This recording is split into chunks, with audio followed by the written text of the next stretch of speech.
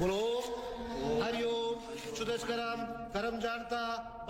grieving daughter says her final goodbye before her father's body burns to ash in this electric crematorium.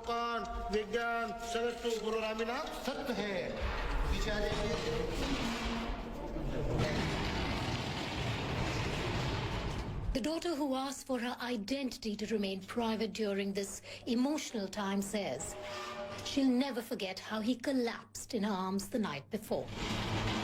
Suffering from COVID-19, her father's oxygen levels started falling. After frantic calls, a colleague reached out to Srinivas BV, who leads the youth wing of an opposition political party, for what most of Delhi has been desperately looking for, an oxygen cylinder, which was soon delivered by his team to her house. But later that night, when the cylinder ran out of oxygen, her father ran out of breath. He could have saved the father easily.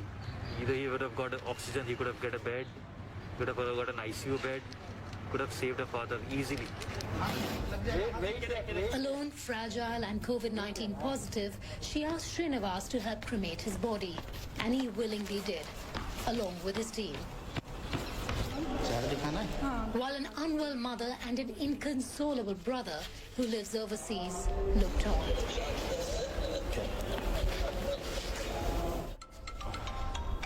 Srinivas has barely slept. Hello. The phone doesn't stop ringing. Hello. Desperate relatives beg for help with beds, medicines and oxygen. People call through the night at 2 a.m., at 3 a.m., begging for a small oxygen cylinder, he says. But he must soldier on, despite criticism from an Indian government official that this is all a public relations ploy.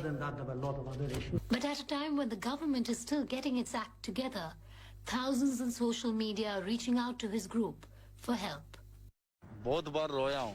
Srinivas says he often cries at night. I can't sleep at night. We've seen so many heartbreaking cases. Parents have left behind young children. Who will take care of them? He asks. His support staff back in the war room help prioritize pleas through social media, which is then forwarded to teams in Delhi and states across India. We segregate bed, plasma, medicine and ICU requests here and forward it to our teams, says Srinivas.